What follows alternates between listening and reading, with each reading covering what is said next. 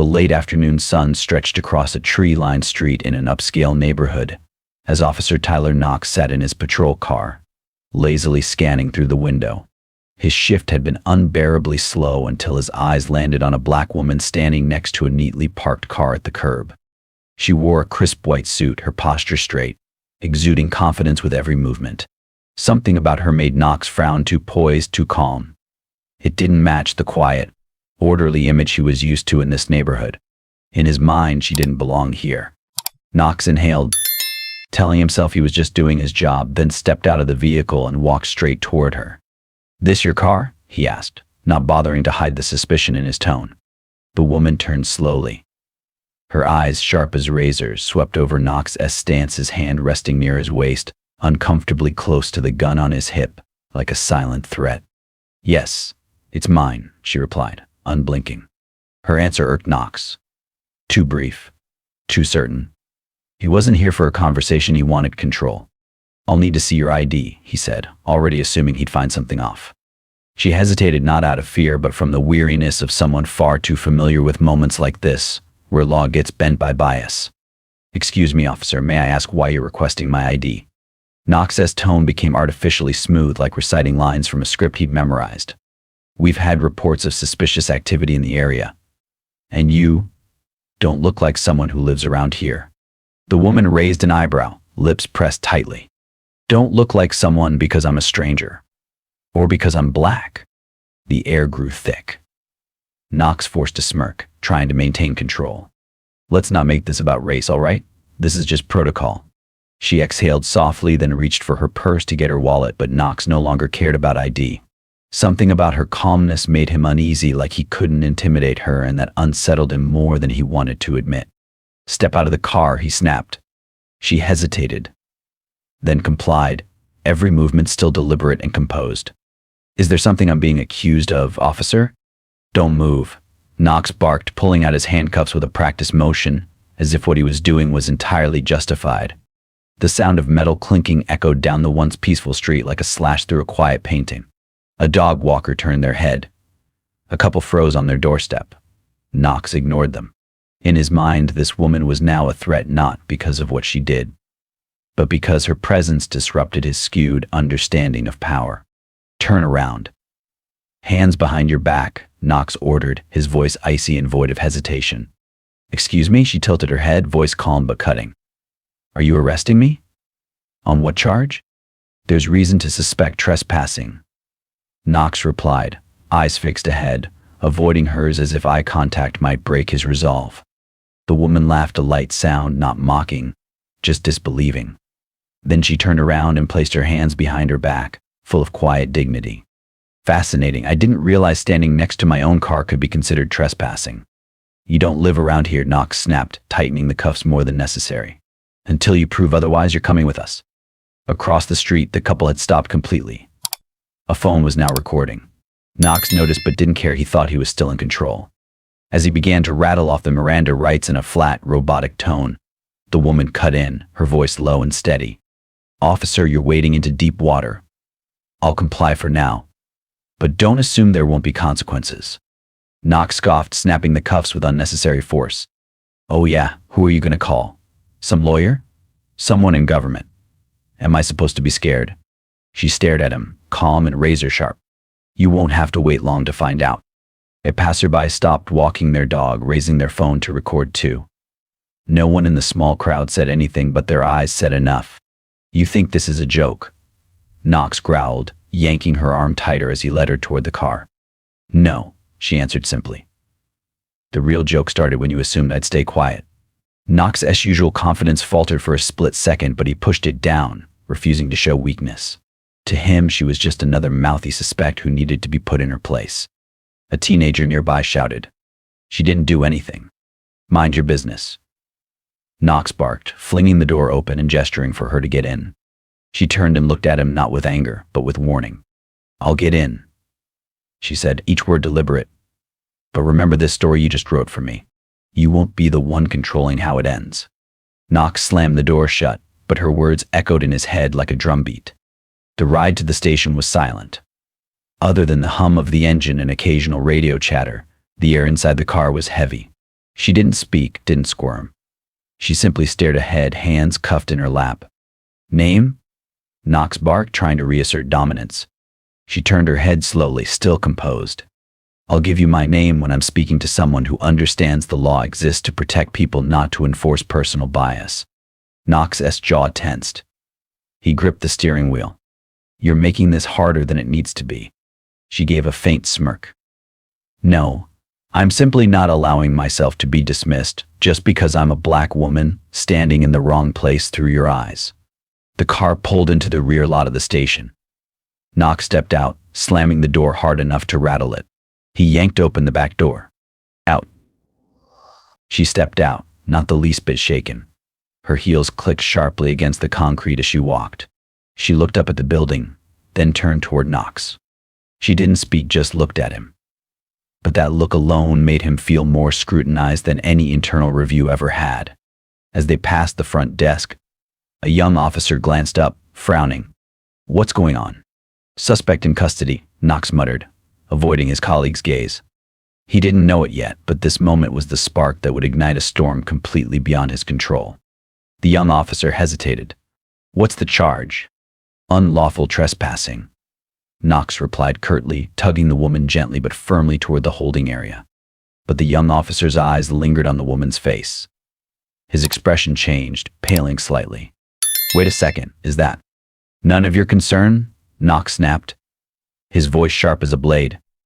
Just do your report. The woman glanced at the young officer and gave a small, knowing smile. A smile that said, you'll understand soon enough. She was handed over at intake, and Knox began filling out the paperwork. But a strange unease started churning in his gut. Then she spoke. Officer Knox, she said, her voice calm but each word dropping like a weight. Before you finish that form, I strongly suggest you make a phone call. Knox squinted. And who would I be calling? Your miracle-working lawyer. The governor's office. He scoffed, laughing dryly, the sound full of mockery. Right. And I suppose you have dinner with the president every Sunday too? The woman tilted her head, her smile now more amused than offended. You'll find out soon enough that I'm not joking. Knox rolled his eyes, flipping the paper over with a muttered comment about delusions of grandeur. But then the door flew open. The room's energy shifted instantly. The station chief stepped in, his expression tight. When his eyes fell on the handcuffed woman, his entire body froze. Knox, he said sharply. What the hell did you just do? Knox raised his eyebrows, confused. I followed protocol. Brought in a suspicious individual. The chief didn't let him finish. He rushed toward the woman, his face drained of color. Senator Diane, he stammered, hands trembling. My God, I'm so sorry. This is a serious misunderstanding. Knox whipped his head around like he'd been slapped. Senator? Diane smiled calmly, as if this moment had been waiting for her. I told him to make the call. But you know, sometimes lessons land harder when you walk yourself straight into them. Knox's face turned pale. He stood frozen. The chief hurried to remove the cuffs from Diane's wrists, mumbling apologies. Senator, will rectify this immediately. This was a personal error. Really? Diane interrupted, her voice so cold the room fell silent. A personal error inside an environment that enables it. Sounds familiar. Knox tried to interject. I didn't know who she was. If I had, I never would have. And that's the problem, Diane said, turning to him, her eyes sharp as blades. Do I have to be a senator to be treated with basic respect? How many others have you treated like criminals just because they weren't wearing a suit or didn't have a business card? Sweat was now clearly visible on the chief's forehead. We do not tolerate discrimination in this department. Diane crossed her arms, eyes still locked on Knox. Is that so? Then starting tomorrow, I expect to receive a report on exactly how you plan to make this right. And no, I'm not talking about an apology. Knox stood frozen, face stiff like stone. No more smug grin. No more barking orders. At that moment, he was just a man being dragged back into reality, a reality where skin color should never be a verdict, and unchecked authority no longer goes unquestioned. No, Diane cut in, her voice not loud but cold enough to silence the room. This will not be swept under the rug. The public deserves to see what happens when a police officer abuses their power. And you, she paused, locking eyes with Knox. Need to fully understand who you just tried to humiliate and why that's not acceptable. Knox clenched his jaw. I didn't know you were a senator. That's exactly the problem, Diane said, no longer hiding her fury. I shouldn't need to wear a badge of power to be treated like a human being. What you saw was my skin color, and that was all it took for you to decide I didn't belong here. No one spoke. Even the chief, a man seasoned in crisis control, could only swallow hard. Senator, I give you my word we'll address this immediately. You better, Diane replied, her gaze unflinching. Because if you don't, I will. The air thickened like a storm about to break. Knox was starting to realize this wasn't just a career mistake, it was an avalanche, and it was gaining speed. I will be filing a formal complaint, Diane stated. Not just against Officer Knox, but against the culture of this entire department. A system that lets bias hide behind the veil of reasonable suspicion is a system that needs exposing. The chief only nodded, sweat beating down his temples. Diane turned back to Knox, her stare stripping him bare in front of everyone. Today you thought you were enforcing the law. But tell me, who did you really protect? Knox opened his mouth, but nothing came out. A knock at the door. An officer poked his head in. Chief, the press is out front. Major networks are already here. The chief turned pale. That spread fast. Diane calmly adjusted her sleeve. The truth doesn't wait for permission. Knox felt like he was shrinking into nothing. In his mind, he could already see the headlines: Black Senator handcuffed, police department faces national backlash. The chief looked at Diane, his tone nearly pleading. Senator, if I may, perhaps we could handle this quietly. It's that exact mindset, Diane cut him off, that got us here in the first place. I'm not here to protect your image. I'm here to demand transparency. She gave Knox one last look. Next time, your victim might not have a title, might not have a voice. And that's exactly why I won't stay silent. Knox felt himself shrink, not because he feared punishment, but because for the first time in his career he felt powerless. Diane walked out of the room, her step steady like the beat of a drum announcing change. In the lobby, the press erupted, flashes firing, cameras rolling. Senator Diane, can you confirm you were detained this morning? Was this racially motivated? Diane raised her hand. No need to shout, silence followed instantly. Yes, I was detained without cause. But I am not the only one. This isn't just about one officer's mistake, it's a mirror reflecting a system in need of reform. One reporter called out, Senator, does status protect Black Americans from racial profiling? Diane looked up, her eyes steely. No. I've been questioned outside my own home. And this morning I was handcuffed for standing beside my own car. If someone like me, a senator, can't escape bias, then what chance does the average person have? Silence. The question hung in the air like a weight. From a shadowed hallway, Knox watched in silence. Each word Diane spoke felt like a strike against everything he thought he understood.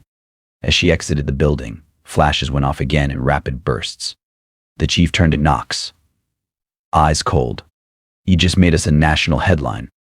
Knox returned to his desk like a shadow of himself, the air around him thick with unspoken judgment. No one said a word, but every stare said enough. A voice called out, devoid of emotion. Officer Knox, the chief wants you in his office. Now. He stood up, his stomach sinking like stone. Every step he took felt heavier than the cuffs he had once so carelessly snapped onto innocent wrists. Knox walked toward the office, where a high-ranking state official now waited with a gaze as cold as steel. You are temporarily suspended, the official said, their voice completely void of emotion. There will be a formal investigation. The result may lead to dismissal. Knox stood as still as stone. The chief crossed his arms, his gaze colder than ever. Don't start feeling sorry for yourself. You're not the victim. You're the living proof of a systemic illness. Now hand over your badge and your gun. The metal in Knox's hands felt icy. As he placed the badge down, he could feel the weight of the power he once carried and had now lost. He walked out of the office, passing through the stares of his colleagues. Some quietly looked away. Some couldn't hide their contempt. And a few perhaps felt relieved. Outside, Senator Diane stood in the golden light of the setting sun. Phone pressed to her ear. I've heard about what happened, came the governor's voice through the line. We want to act. Tell me what's needed. Diane didn't hesitate. It can't stop at individual punishment. We need legislation for accountability. independent oversight. And we need to make sure people like Knox aren't protected anymore. Meanwhile, Knox sat motionless in his car, head spinning with unanswered questions. He stared blankly through the windshield, wondering, at what moment did I become the man I once swore I'd never be? Back in his office, the police chief silently watched the viral footage of Diane being handcuffed, now spreading across every platform. Hundreds of emails, calls, and formal complaints poured in like a flood.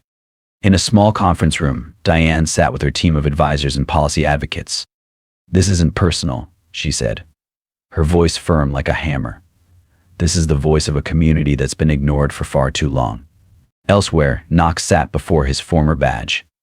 It no longer felt like a symbol of honor, just a reminder of failure. Diane's words echoed in his mind, "You exist to protect, not to judge." A young officer found him and gently said, "We can't keep doing things the old way. Everyone has to change." Knox didn't respond right away, but deep down he knew the young man was right. At home, Diane opened her email inbox, hundreds of messages from citizens across the country. Her eyes paused on a photo of her grandmother, a civil rights protest leader. She whispered softly, "I won't stop. I promise." Meanwhile, Knox had become the focus of nationwide backlash. His name splashed across news headlines. The early days were filled with outrage. The days after silence. He isolated himself, living with a guilt no one could see. That video became a national symbol, igniting long-silenced conversations. Forgotten stories were resurfacing, as if Diane had unlocked a door that had been closed for far too long. One late evening, while reviewing the draft of her Police Accountability and Racial Bias Reform Act, Diane's phone rang. A number she didn't recognize. "Senator Diane." A pause. Then a hesitant voice. "It's Knox." Diane looked up, unsurprised. "I didn't think you'd call." "I wasn't sure I should," Knox replied, his voice faint. I needed to apologize." He explained how much he'd been reflecting. About the times he had chosen suspicion over understanding. How indifference had been taught as part of the job. And about his greatest mistake, using authority to overpower someone simply because she didn't fit his idea of who belonged. Diane was quiet for a moment, then asked, "And what do you plan to do with that regret?" "I don't know," Knox whispered. "I don't have a badge anymore, no reputation. But I still have a conscience, and I don't want to turn my back on it again." Diane nodded. Her tone was no longer harsh, but it still held firm conviction. Conscience is a starting point. But change doesn't come from guilt. It comes from what you do next. If you truly want to make things right, stand with those who have no voice. Don't expect anything in return but the truth. Knox replied quietly, but for the first time genuinely. "I'll start there. Thank you for not hanging up." The next morning, Knox quietly entered a community town hall on police reform.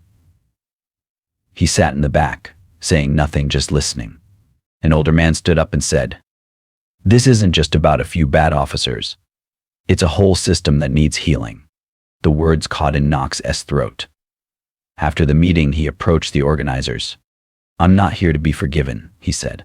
"I just want to help fix what I broke."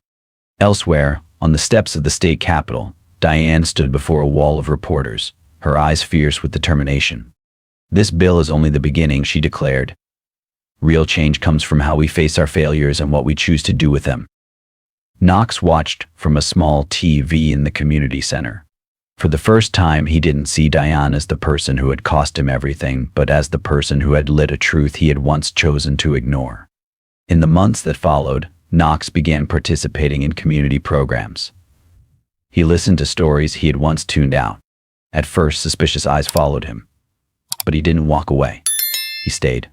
One night, when invited to speak, Knox stepped onto the podium not wearing a badge, not under any title, just a man learning how to rise after falling. "I've caused harm while wearing the uniform. Now, I just want to do my part to change that." Someone in the audience asked, "Why should we trust you?" Knox replied, "Because I won't ask for your trust. I'll work every day to earn it." When the bill was passed, Diane walked out of the chamber to a round of applause. She saw Knox among the citizen attendees. A small nod was exchanged, not forgiveness, but recognition. Change is real. Outside, the golden sunset blanketed the steps of the Capitol. The fight wasn't over, but today, someone chose to step forward instead of turning away. This story isn't just about a police officer or a senator. It's a mirror reflecting how prejudice can derail justice and how courage can bring it back on track. It shows us that change doesn't come from perfection, but from being honest about our mistakes and committing to do better. I believe this is one of those stories that makes us stop and ask ourselves, what would I do in that situation? What about you? What do you think about Officer Vaughn's transformation? Do you believe in the power of redemption and forgiveness? Have you ever witnessed or experienced something similar? Share your thoughts below. Because sometimes a single story, a new perspective, is what helps our community understand one another, and real change often begins right there. Disclaimer: this story is entirely fictional and created for the purpose of raising awareness. It highlights issues of accountability, justice, and the importance of treating all people with dignity and respect. We firmly stand against violence, prejudice, and injustice in any form. Viewer discretion is advised.